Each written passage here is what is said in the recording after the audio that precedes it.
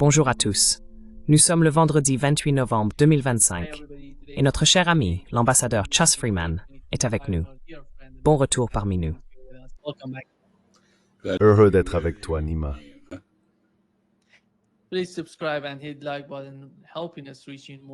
Veuillez vous abonner et cliquer sur le bouton j'aime. Cela nous aide à toucher davantage de personnes. Monsieur l'ambassadeur, permettez-moi de commencer par ce qui s'est passé. C'était vraiment tragique de voir la fusillade à la garde nationale. 2 d'entre eux ont été tués lors de cette attaque. L'homme qui a commis cet acte vient d'Afghanistan. Il a 29 ans. D'après ce que nous avons appris jusqu'à présent, il a été recruté par la CIA à l'âge de 14 ans, alors qu'il se trouvait encore en Afghanistan. De cette époque jusqu'en 2020, puisqu'il est arrivé aux États-Unis en 2021, à l'âge de 25 ans, il avait travaillé pour la CIA pendant environ 11 ans avant de venir ici. Lorsqu'un événement d'une telle ampleur se produit, cela reflète en quelque sorte la politique étrangère des États-Unis, ce qui a été fait en Irak et en Afghanistan, et maintenant au Venezuela, et à quel point cela peut être dévastateur à long terme. Quelle est votre compréhension de ce qui s'est passé et comment l'administration Trump y réagit-elle?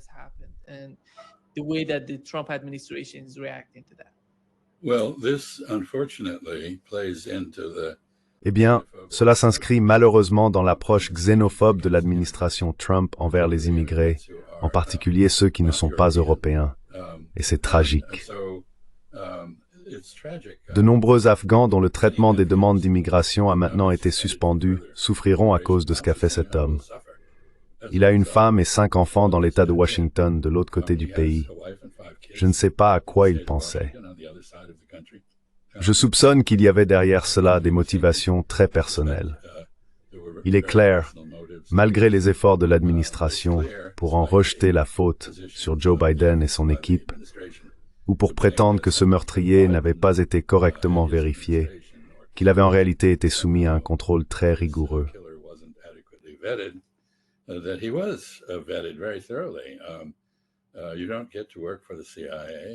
On ne travaille pas pour la CIA sans être minutieusement vérifié. La violence, bien sûr, n'a rien d'inhabituel aux États-Unis. Nous sommes une société relativement violente. Cet homme a dû être témoin d'atrocités terribles en Afghanistan, car il faisait partie d'un groupe qui menait des raids en territoire taliban, et ils étaient connus pour violer les droits humains. Mais le problème, c'est que, d'une manière générale, la démocratie constitutionnelle dont nous avons bénéficié pendant près de 250 ans se dégrade aujourd'hui rapidement en autoritarisme.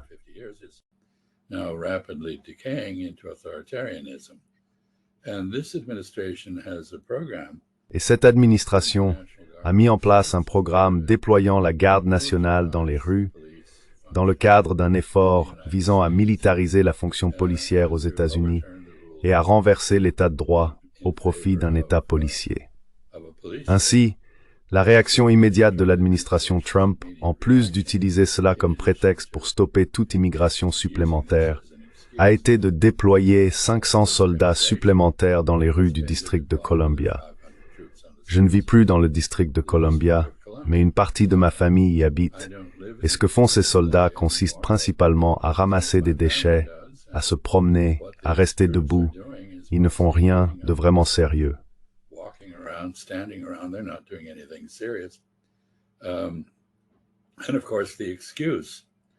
Et bien sûr, le prétexte pour ce déploiement de la garde nationale, qui vient d'être déclaré illégal par un juge du district de Columbia, au motif que bien que le président ait le pouvoir d'agir à Washington, il n'a pas celui d'outrepasser l'autonomie locale, une loi adoptée par le Congrès. Donc en somme, tout est très incertain. Mais ce qui est certain, c'est que les États-Unis traversent une période de chaos constitutionnel, une crise, et que Donald Trump s'est imposé comme une figure autoritaire. Et me voilà donnant une conférence à l'Université Brown mardi sur la mesure dans laquelle les États-Unis commettent des erreurs dans leur compétition avec la Chine.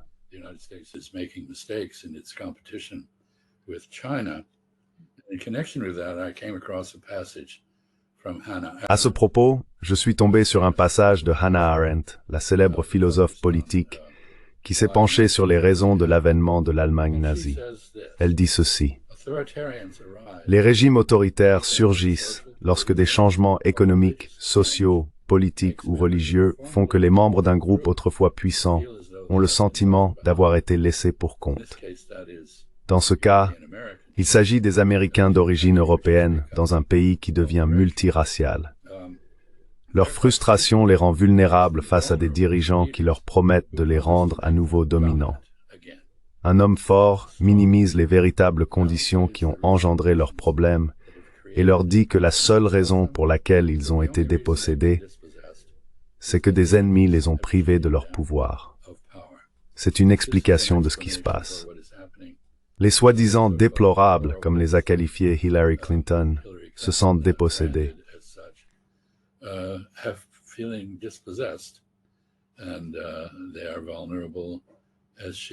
Et ils sont vulnérables, comme l'avait prédit Hannah Arendt, à un homme fort qui les concentre sur des ennemis.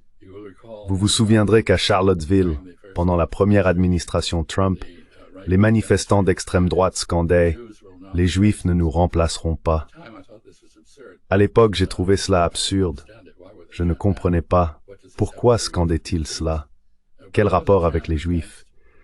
Mais c'était un slogan contre le privilège plutocratique, la richesse et l'influence qu'ils croyaient exercer à leurs dépens.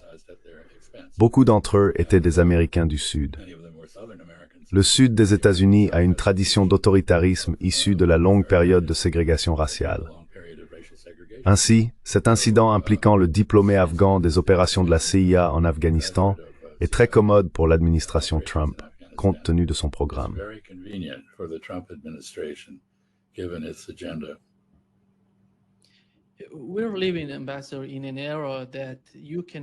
Nous vivons, Monsieur l'ambassadeur, à une époque où il est impossible de séparer ce qui se passe à l'extérieur des États-Unis de ce qui se passe à l'intérieur. Nous le voyons avec le cas d'Israël et de la Palestine. Le pouvoir sioniste aux États-Unis tente de présenter les groupes musulmans d'ici comme des ennemis. On les décrit comme n'étant pas des nôtres, pas partie prenante de notre culture, de la soi-disant culture judéo-chrétienne. On les fait paraître comme s'ils n'avaient pas leur place dans notre société. D'une certaine manière, cela crée un désordre intérieur. Et tout cela vient de l'extérieur, de ce qui se passe au Moyen-Orient, en Asie occidentale, avec cette haine fabriquée entre musulmans, chrétiens, juifs et tout le reste. Quelle est votre compréhension de cela? Et quelle serait une approche appropriée face à ce type de rhétorique qui engendre le chaos au sein de la société?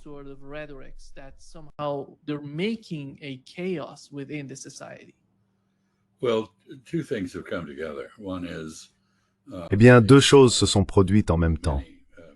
La première est que des millions de musulmans ont péri aux mains des États-Unis et d'Israël en Asie occidentale, à travers la guerre économique, les sanctions et autres moyens similaires. Vous vous souvenez du commentaire tristement célèbre de Madeleine Albright à propos du demi-million d'enfants irakiens morts faute de nourriture ou de médicaments. Elle avait dit, eh bien, vous savez, parfois, il faut simplement faire ce genre de choses. La déshumanisation de populations très éloignées de son propre pays n'est pas difficile à accomplir. Il y a donc ce biais musulman anti-musulman qui est né du 11 septembre. Et le 11 septembre fut un exemple de contre-coup. Si vous lisez la justification donnée par Oussama Ben Laden, qui en fut l'architecte, vous verrez qu'elle insiste fortement sur la souffrance des Palestiniens et d'autres populations majoritairement musulmanes.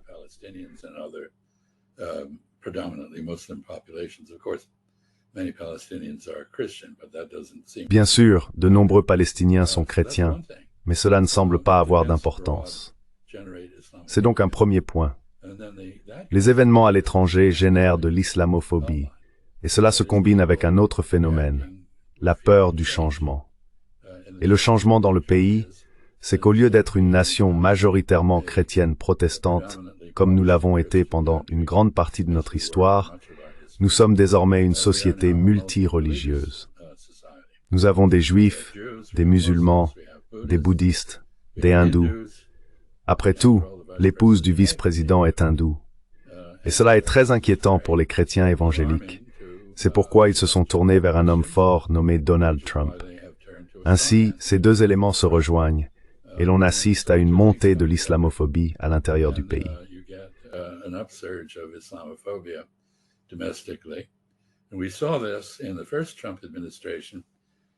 Et nous avons vu cela lors de la première administration Trump, à l'insistance de Stephen Miller, qui est un personnage véritablement méprisable au sein de cette administration, quelqu'un qui semble avoir pour héros des responsables nazis, Heinrich Himmler et d'autres, dont il a cité ou plagié des propos, y compris dans son éloge funèbre pour Charlie Kirk.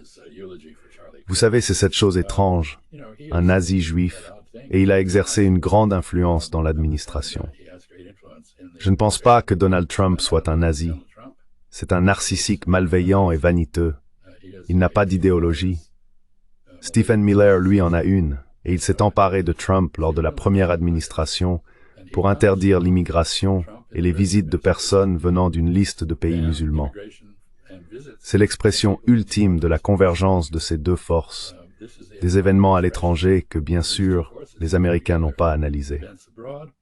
Which of course Americans did not analyze.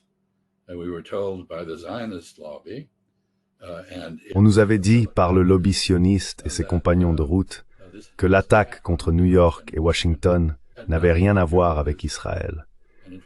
Et en fait, je me souviens qu'à l'époque, en lisant la presse américaine, je n'y avais pas beaucoup réfléchi. J'avais accepté cette idée.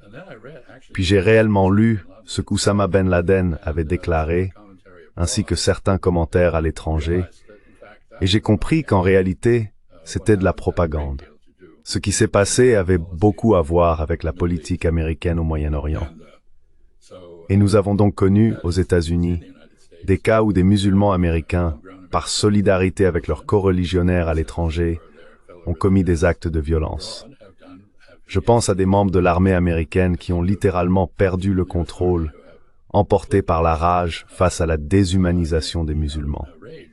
C'est un phénomène très malfaisant, mais je ne pense pas qu'il soit si difficile à comprendre.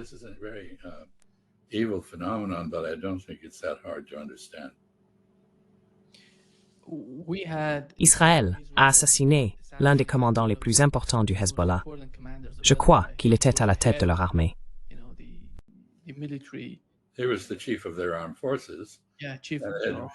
Il était le chef de leurs forces armées. Il avait passé sa carrière à construire ses forces et était très respecté au Liban, ainsi que par ses camarades du Hezbollah. Bien sûr, le Liban est une société très fragmentée, ce qui se prête à la technique israélienne typique du diviser pour régner. Israël aime encourager les divisions. En fait, il y a des années, un certain Yinon, en Israël, avait élaboré un plan visant à fragmenter la région. Transformer l'Égypte en 3 ou 4 pays, diviser le Liban en 2 ou 3, morceler la Syrie, ce qu'ils essaient à nouveau de faire aujourd'hui, et aussi démembrer l'Iran. En Iran, l'élément perse ne constitue qu'une partie de la société. Il existe de nombreuses minorités.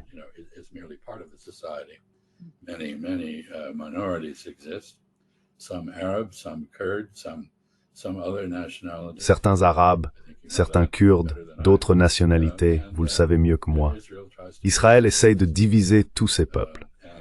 Ce qui se passe au Liban est une tentative de priver le Hezbollah de son pouvoir, d'utiliser les États-Unis pour imposer son désarmement, ce qui signifierait qu'Israël n'aurait plus de véritable opposition là-bas, puisque l'armée libanaise est incapable de défendre le pays.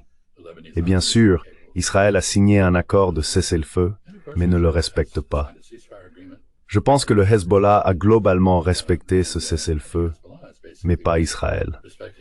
On assiste donc à une attaque aérienne, destinée à montrer aux habitants du Liban qu'Israël dispose toujours de la capacité de renseignement nécessaire pour cibler et éliminer des personnalités importantes.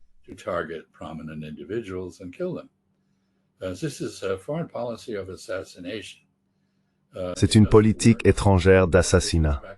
Cela ne fonctionne pas. Israël la pratique depuis le début de son existence.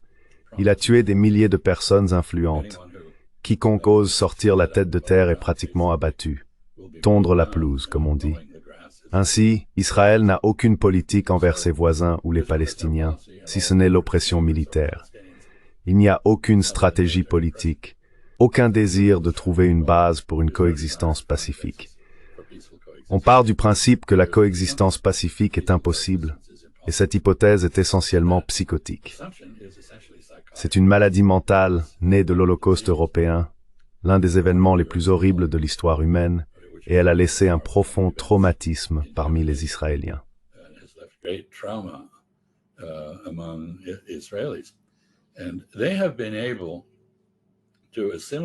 Et ils ont réussi à assimiler les Mizrahim, les Juifs séfarades, Arabes, Persans, Irakiens et Américains, entre autres, dans ce traumatisme. Ainsi, toute la société repose sur la croyance que tout le monde veut les tuer, parce que tout le monde voudrait tuer les Juifs, ce qui est bien sûr un non-sens absolu. Mais c'est une conviction ferme et psychotique de la direction israélienne, ce qui explique leur comportement. Et c'est aussi la raison pour laquelle ils ne sont plus acceptés dans les milieux polis à l'étranger, et pourquoi ils perdent tout soutien en Occident en se comportant de manière barbare.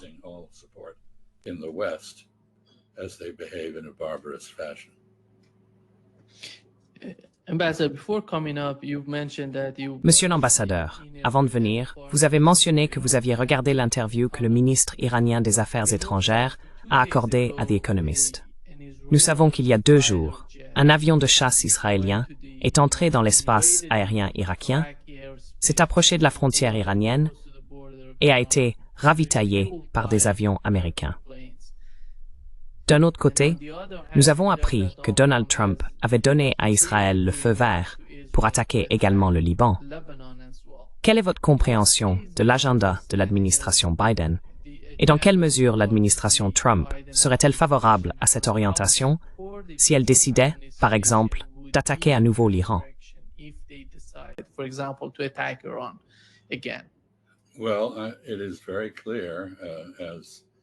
Eh bien, il est très clair, comme nous en avons déjà discuté, que les personnes au sein du Parti républicain qui prônent une politique étrangère plus mesurée et qui croient réellement en l'Amérique d'abord, constatent que Donald Trump applique une politique Israël d'abord.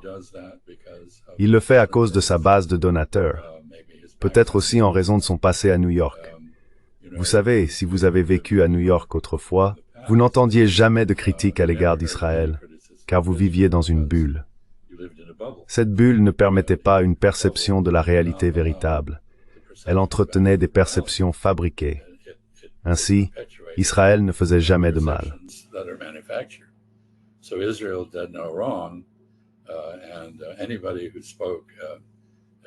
Et toute personne qui parlait, comme je l'ai fait il y a de nombreuses années, des atrocités israéliennes était regardée comme si elle était folle. Quelles atrocités israéliennes? Eh bien, si l'on savait réellement ce qui se passait, il y en avait beaucoup. Mais si l'on vivait à New York ou à Washington, où la liberté d'expression sur ce sujet était réprimée, on ne le savait pas. Donc je pense que Donald Trump peut être ignorant. Je ne pense pas qu'il soit mal intentionné. Et son ignorance, ainsi que sa soumission au lobby israélien, signifie que lorsque Israël attaquera à nouveau l'Iran, ce qu'ils ont dit vouloir faire, je suis désolé de dire que mon pays les soutiendra probablement. Je ne sais pas si le résultat serait différent de la première série d'attaques.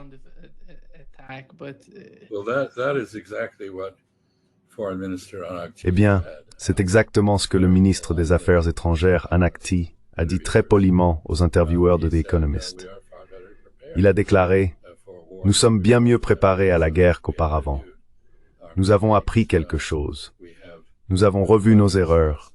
Nous avons renforcé notre approvisionnement en missiles. » L'Iran, au cours des 3 vagues de ses ripostes aux attaques israéliennes, a en réalité remplacé ses anciens missiles inefficaces, et sa force de missiles est désormais très avancée et efficace.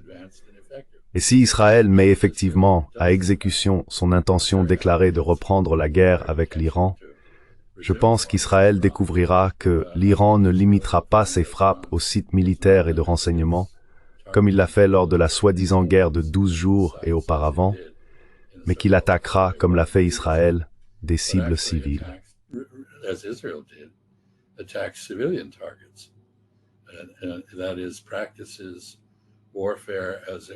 Autrement dit, elle pratique la guerre telle qu'elle a été réinventée pendant la Seconde Guerre mondiale. Les démocraties de la Seconde Guerre mondiale ont inventé la guerre totale, c'est-à-dire la guerre contre l'économie, la guerre contre la population civile, et ainsi de suite. C'est quelque chose qu'Israël a toujours pratiqué. L'Iran, lui, ne l'a pas fait, je pense par scrupule religieux, mais aussi parce que les traditions de la région avant la création d'Israël n'incluaient pas ce type de guerre. J'espère donc que nous ne verrons pas une autre guerre entre Israël et l'Iran, mais je crains que si. Et si cela arrive, comme l'a laissé entendre le ministre des Affaires étrangères Araghchi, l'Iran infligera à Israël des pertes bien plus importantes qu'auparavant.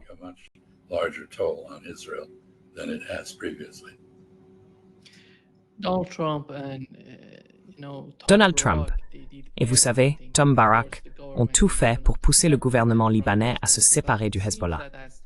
Mais il semble qu'avec le temps, leur comportement, les bombardements dans le sud du Liban, l'assassinat qui a eu lieu, celui que vous avez mentionné, le chef du Hezbollah, ils l'ont assassiné.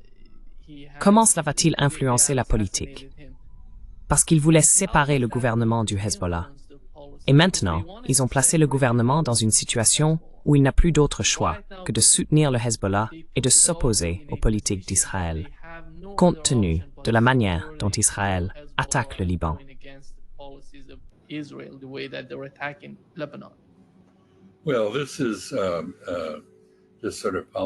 Eh bien, ce type de politique est le produit d'un raisonnement délirant. L'hypothèse de départ est que le Hezbollah serait une sorte d'organisation terroriste. Et la propagande affirme qu'il exploite et maltraite le peuple libanais. Mais en réalité, c'est un mouvement de masse né lors de l'invasion et de l'occupation israélienne du sud du Liban en 1982, une force défensive pour les Libanais. De cette milice qui s'est développée à l'époque est issu un mouvement quasi-fasciste appelé Hezbollah. Je dis quasi-fasciste parce qu'il constitue en pratique un État dans l'État. Je me souviens d'avoir été très frappé la dernière fois que j'étais à Beyrouth. Vers 1h du matin, je devais aller à l'aéroport pour partir, et qui nettoyait les rues? Le Hezbollah, pas le gouvernement. Ainsi, le Hezbollah fournit toutes sortes de services et de soutien aux Libanais que le gouvernement est incapable d'assurer.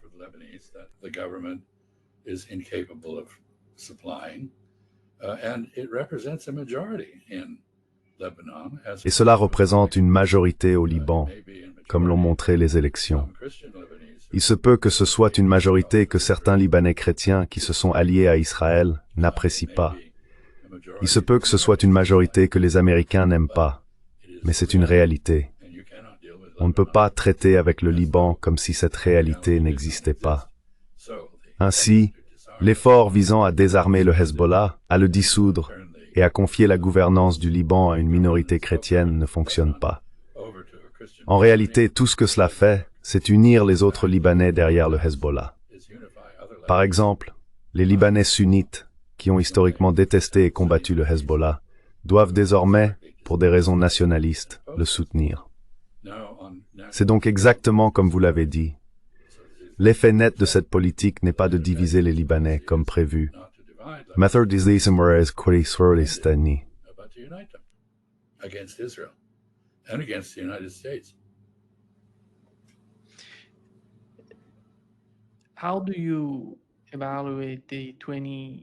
Comment évaluez-vous le plan en 28 points des États-Unis qui a été négocié à Genève? Marco Rubio s'y est rendu pour discuter avec les Européens, accompagné de la délégation ukrainienne. Il semble que nous ne sachions toujours pas qui a réellement publié le document. Certaines personnes disent que c'était Keith Kellogg. Mais dans l'ensemble, que se passe-t-il? Pensez-vous que ce qui se joue entre les États-Unis et les Européens contribuera réellement au processus visant à parvenir à un règlement en Ukraine?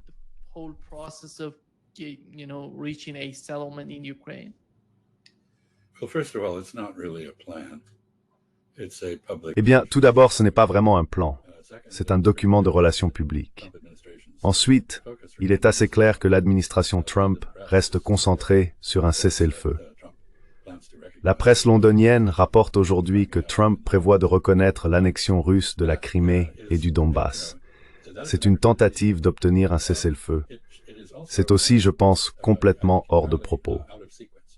La reconnaissance des différences ou des changements territoriaux devrait être le résultat d'un processus de paix, et non une étape vers celui-ci. Donc, je ne sais pas, j'espère que ce rapport est erroné. Je veux dire, il est parfaitement évident qu'à la fin de cette guerre, quand elle se terminera, la Russie possédera la Crimée et le Donbass. Cela ne reviendra pas à l'Ukraine. Et enfin, les 28 points ont été réduits à 19. Ce n'est pas une amélioration.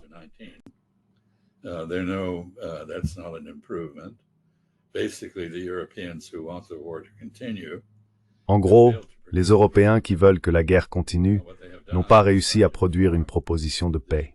Ce qu'ils ont fait à la place, c'est essayer de retravailler la proposition de paix que Donald Trump et son envoyé copain Stephen Witkoff, avec l'aide de Kirill Dmitriev, l'associé de Vladimir Poutine, ont élaborée de manière informelle. Et les Russes ne cessent de dire qu'ils n'ont reçu aucun projet de proposition. Or, ce n'est pas un projet de proposition. La grande erreur qu'a commise l'administration Trump dans tous les contextes, Gaza par exemple, et maintenant l'Ukraine, c'est d'imaginer qu'on peut imposer la paix aux parties en guerre. Non, on ne peut pas. On peut avoir des idées sur ce qu'elles devraient faire, mais si elles ne sont pas d'accord, elles ne le feront pas.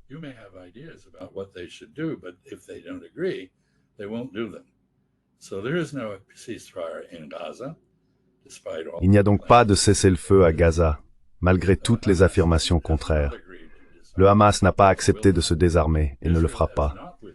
Israël ne s'est pas retiré et n'acceptera pas de le faire, et ainsi de suite. Cet accord est donc mort-né, il n'est pas viable. L'Ukraine est dans la même situation. On ne peut pas élaborer un accord de paix sans impliquer directement toutes les parties. Et cela comporte de nombreux éléments. Il y a la Russie et l'Ukraine, qui doivent parvenir à un accord sur leurs frontières. Il y a la Russie et l'OTAN, ainsi que les États-Unis, y compris les États-Unis et l'Ukraine, qui doivent s'entendre sur la neutralisation de l'Ukraine pour que cette guerre prenne fin. Car la Russie ne la terminera pas tant que l'Ukraine n'aura pas retrouvé la neutralité avec laquelle elle a commencé son existence indépendante.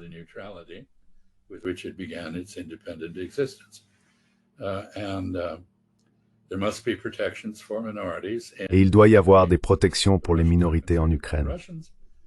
Les Russes se préoccupent des Russes, les Hongrois se préoccupent des Hongrois, mais l'Ukraine doit revenir à la norme européenne définie par l'Organisation pour la sécurité et la coopération en Europe, l'OSCE, qui exige des pays européens qu'ils traitent les minorités avec respect pour leur autonomie culturelle et linguistique. L'Ukraine doit le faire. C'est une question qui préoccupe l'Union européenne que l'Ukraine aspire à rejoindre.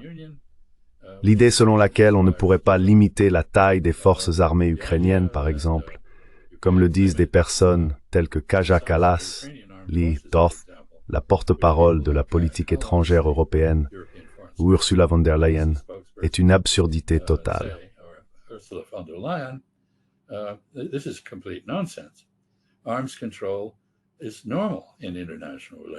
Le contrôle des armements est une pratique normale dans les relations internationales, comme l'a montré le désormais obsolète traité sur les forces armées conventionnelles en Europe après la fin de la guerre froide. Il implique des limitations en matière d'armement, d'effectifs militaires et de déploiement. La sécurité de l'Ukraine dépend de la conclusion d'un accord avec la Russie. Sans cela, elle continuera à perdre des vies à un rythme effroyable et à perdre du territoire. Ainsi, ni les États-Unis ni l'Europe ne sont en position d'imposer la paix. On ne peut pas imposer quelque chose qui ignore les réalités du champ de bataille.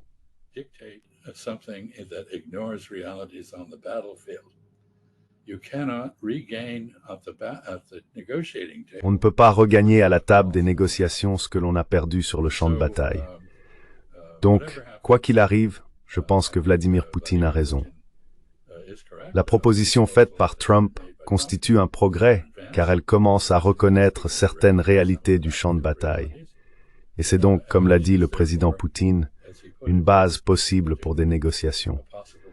Mais ce n'est pas la paix. ce n'est pas un projet de traité, rien de comparable.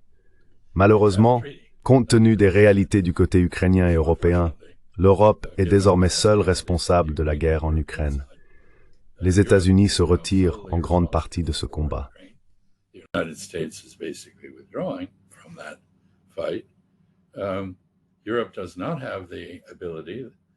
L'Europe n'a ni la capacité, ni les moyens, ni le niveau de production d'armes, ni l'argent nécessaire pour empêcher l'Ukraine de s'effondrer.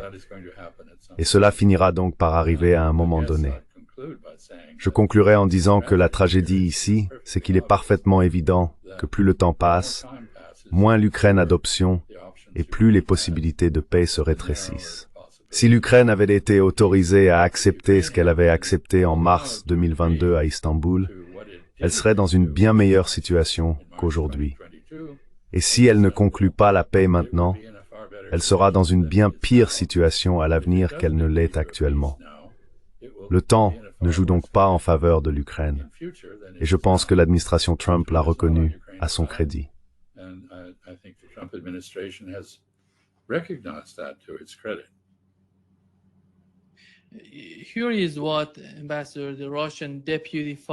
Voici ce qu'a déclaré le vice-ministre russe des Affaires étrangères, Sergei Ryabkov. Moscou est favorable à un processus de négociation normal et calme avec les États-Unis au sujet de l'Ukraine et ne souhaite pas participer à des jeux sales, car il considère que l'ensemble du processus de publication des points et la manière dont on les pousse à le faire relève d'un jeu sale. Il ne voit aucune sincérité dans le processus de négociation avec les États-Unis.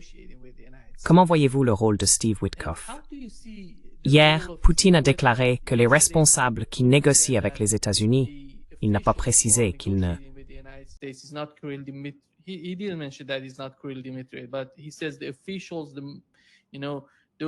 Il dit que les responsables principaux des négociations sont Ushakov et le ministre russe des Affaires étrangères, Lavrov.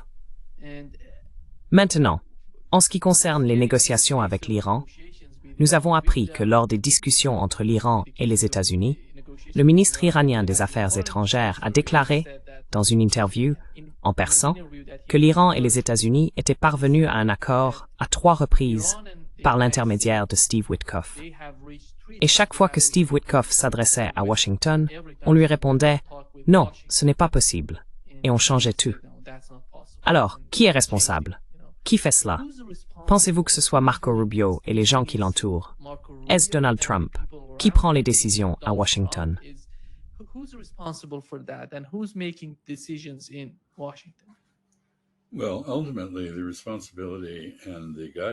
Eh bien, en fin de compte, la responsabilité et l'orientation viennent toutes de Donald Trump.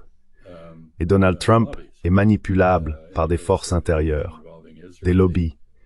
Dans le cas de tout ce qui concerne Israël, c'est le lobby israélien ou sioniste. Dans le cas de tout ce qui concerne la Russie, ce sont les néoconservateurs qui sont encore bien vivants et présents notamment au Sénat des États-Unis, entre autres endroits. Je pense qu'il faut que je souligne quelques points ici, car l'irréalisme des Européens doit être remis en question. Ainsi, von der Leyen dit, et Kaja Kallas aussi, que l'acquisition de territoires par la force est inacceptable. Eh bien, applique-t-elle ce principe à Israël? Non, elles ne le font pas. L'applique-t-elle à la Serbie? Non. Le Kosovo a été séparé de la Serbie.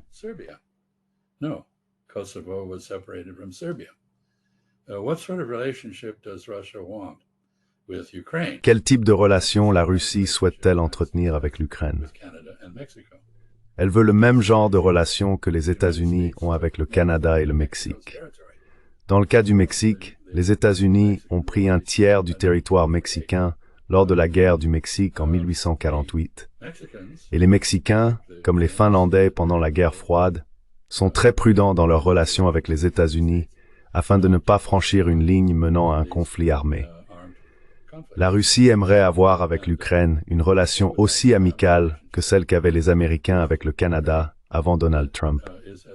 Nous sommes des peuples très semblables, avec des histoires, des systèmes politiques et des sociétés différents, mais nous parlons plus ou moins la même langue et nous nous comprenons assez bien. Ou du moins nous le faisions. We understand each other quite well, or we did.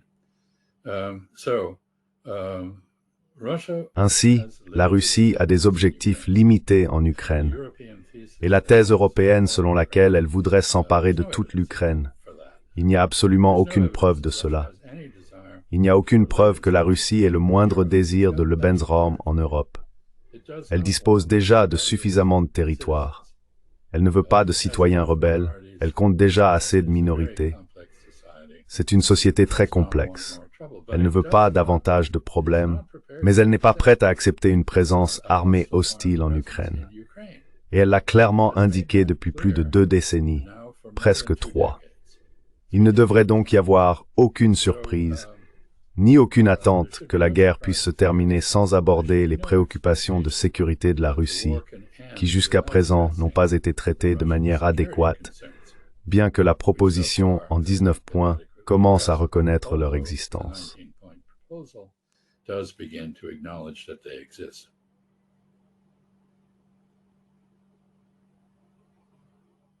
Ton micro est coupé, Nima.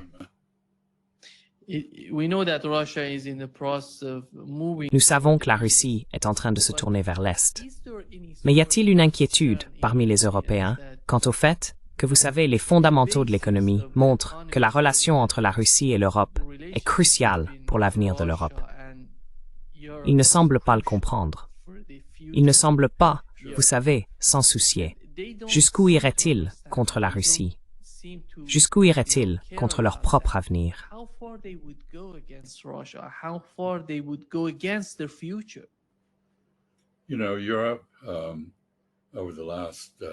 Vous savez, l'Europe, pendant la majeure partie des 5 derniers siècles, a été la puissance dominante de la planète. Science et technologie, innovation, ingénierie, puissance militaire, force économique, amélioration du niveau de vie, progrès social par rapport à d'autres sociétés. Mais aujourd'hui, l'Europe est l'homme malade de l'Eurasie. Elle perd son avantage dans tous les domaines. Elle n'innove plus autant que les Chinois désormais. Elle dépend, comme vous l'avez dit, de ressources importées. Elle s'est coupée de la Russie, qui est une source majeure de ses ressources, bien que pas la seule. Et elle n'a pas géré correctement ses relations avec l'Afrique, qui constitue une source alternative de nombreuses ressources. An alternative source of many resources properly. It does not have control of its borders. Elle ne contrôle pas ses frontières. Et bien que l'Europe, en dehors de la Russie, dépense 4 ou 5 fois plus pour les affaires militaires que les Russes, elle le fait de manière inefficace. Les Européens semblent déterminés à rester inférieurs à la somme de leurs parties. Ainsi, l'Europe décline, et elle ne fait rien d'efficace pour inverser ce déclin. Renforcer les forces armées, doubler le budget, comme l'Allemagne propose de le faire, ou l'augmenter, comme Macron voulait le faire mais pas les électeurs français, n'est pas une réponse à cette question. Cela ne va pas revitaliser la société européenne. Et une partie du problème réside, je suppose, dans une forme d'hubris, une fierté excessive et une complaisance née d'une suprématie passée.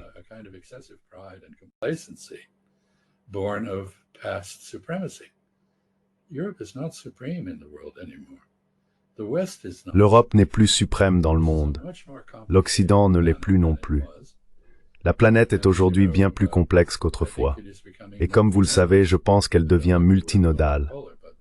Je n'aime pas le mot multipolaire, mais plutôt multinodale, car un nœud est un point où de nombreuses connexions peuvent se faire, de différentes épaisseurs et intensités, et autour duquel une rotation peut se produire. C'est tridimensionnel. Ce n'est pas bidimensionnel comme un pôle. Nous vivons donc dans un monde où l'Europe doit définir comment elle va faire face à une réalité dans laquelle l'Occident n'est plus suprême, où les États-Unis ne sont plus son soutien fiable ni son hégémon, et où d'autres sociétés, la Chine, l'Inde et sans doute la culture islamique, sont en plein essor.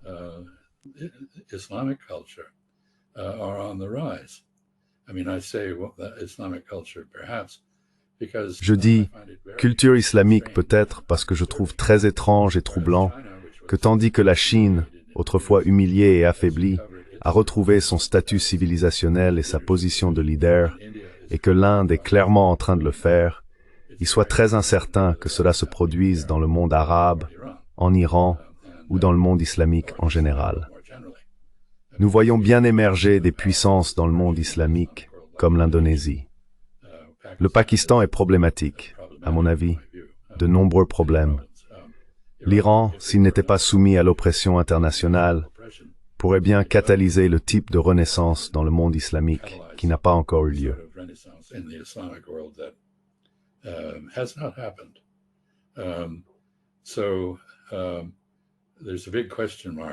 Il y a donc une grande question qui plane sur les 2 milliards de musulmans dans le monde. Trouveront-ils un moyen de renouer avec la grandeur que représentait l'islam à l'époque où l'Europe traversait le Moyen-Âge? Les sociétés islamiques, en particulier les Abbassides et d'autres, ou encore l'Espagne musulmane à l'Andalous, étaient les lieux où tout visiteur venu d'une autre planète à cette époque se serait rendu. À Bagdad, à Damas ou à Cordoue, pour rencontrer les peuples les plus avancés du monde. Ou peut-être serait-il allé à Kaifeng ou quelque part en Chine. Mais il ne serait jamais allé en Europe. L'Europe revient aujourd'hui à l'obscurité dans laquelle elle se trouvait alors. Et les Européens doivent vraiment repenser leur place dans le monde. Je n'ai pas parlé de l'Amérique du Sud, que je considère également comme potentiellement très dynamique. Elle fait partie de la culture occidentale, mais en constitue une branche unique.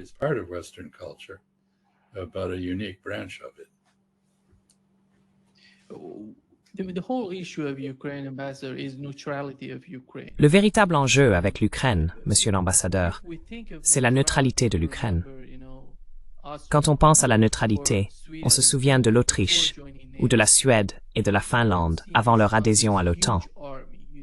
On ne voit pas d'immenses armées dans ces pays. On n'y voit pas de force de l'OTAN. Ils sont neutres. C'est pour cela qu'on les appelle neutres. Et tout l'objet des négociations entre l'Occident et la Russie au sujet de l'Ukraine tourne autour de cette neutralité. Je ne sais pas s'ils le comprennent, ou même s'ils le souhaitent. Ils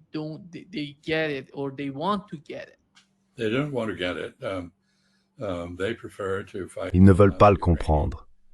Ils préfèrent se battre jusqu'au dernier Ukrainien contre les Russes. La réponse évidente à la question de la sécurité européenne, plus largement, est l'établissement de l'Ukraine comme État tampon entre la Russie et le reste de l'Europe. Cela profite à la fois à l'Europe et à la Russie. Et cela offre une base, comme le suggèrent les exemples de l'Autriche, de la Suède ou de la Finlande que vous avez mentionnés, pour ce qu'il restera de l'Ukraine une fois cette guerre inutile terminée. Ce qui subsistera de l'Ukraine aura alors la possibilité de devenir prospère et démocratique. Elle n'est ni l'un ni l'autre pour le moment. C'est le pays le plus pauvre d'Europe et le plus corrompu.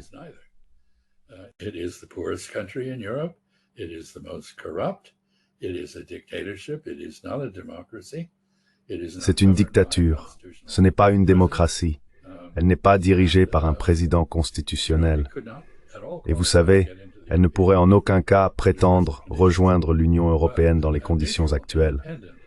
Mais une Ukraine neutre et indépendante, qui servirait à la fois de zone tampon et de pont entre la Russie et le reste de l'Europe, est un pays qui peut prospérer et se développer démocratiquement, contrairement à cette Ukraine-ci. On ne peut pas avoir une guerre permanente en Europe comme fondement de la paix. C'est l'erreur que commettent les Européens. Ils partent du principe qu'il n'existe pas d'alternative à la dissuasion d'une ambition russe supposée de conquérir l'Europe.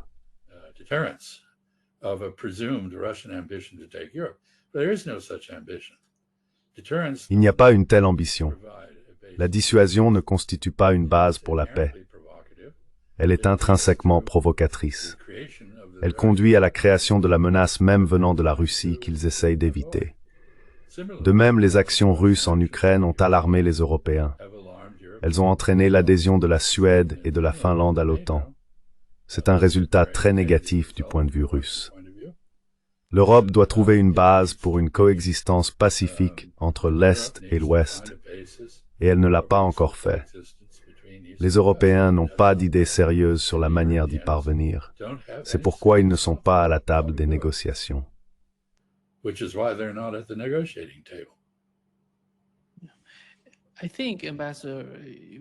Je pense, Monsieur l'ambassadeur, que nous savons comment la Russie réagit à la saisie de ses avoirs en Europe. Mais après tout, si l'objectif principal est la reconstruction de l'Ukraine, à mon avis, la Russie serait plus qu'heureuse d'y participer, d'avoir un gouvernement ami à la fois de la Russie et des Européens. Of course. Of course, prior to Bien the sûr, 2014 coup in bien Kyiv, sûr. which, the United States and Vous savez, avant le coup d'État de 2014 à Kiev, auquel les États-Unis et la Grande-Bretagne ont participé, en fait, ils y ont beaucoup contribué, Ukraine and Russia had l'Ukraine et la Russie avaient une économie intégrée. Elles étaient très compatibles. S'il y avait la paix en Ukraine, si l'Ukraine était neutre et ne représentait pas une menace pour la Russie, je suis d'accord avec vous, to Russia and les Russes seraient plus qu'heureux d'investir en Ukraine et d'essayer de la redévelopper et de la reconstruire en coopération avec les autres Européens et peut-être les États-Unis. with your other Europeans and maybe the United States. I think, the idea that somehow Je pense que vous savez, l'idée que les réserves russes séquestrées par la Belgique et d'autres soient d'une manière ou d'une autre utilisées à cette fin est quelque chose qui pourrait être envisagé une fois la paix rétablie. Cela ne peut pas être une condition préalable à la paix. Et je pense que les Russes, s'ils étaient intelligents, et je pense qu'ils le sont vraiment, je les connais un peu, je connais Ryabkov, j'ai observé Lavrov de près. Ce sont des personnes très compétentes, et je pense qu'ils auraient la grâce et l'intelligence d'être magnanimes, de comprendre qu'il est dans leur intérêt d'avoir une Ukraine prospère, un marché pour leurs produits, une source d'investissement pour leurs industries, en partenariat avec les autres Européens. investment for their industries in partnership with your other Europeans. I think if you had a peace, many Vous savez, things are possible. je pense que si la paix régnait, beaucoup de choses seraient possibles. Mais affirmer, comme le font les Européens, que cette guerre doit se terminer avec Poutine à La Haye, en procès, les réserves russes confisquées par les Européens au profit de l'Ukraine, tout le territoire que l'Ukraine a perdu au profit de la Russie, restitué à l'Ukraine, et aucune modification du système constitutionnel ukrainien pour reconnaître les droits des minorités linguistiques et culturelles, c'est absurde. C'est un rêve insensé. C'est pire que cela. C'est une forme de psychose, une incapacité à percevoir la réalité, tragique pour tous les acteurs concernés, y compris bien sûr les Ukrainiens, surtout les Ukrainiens et les Russes.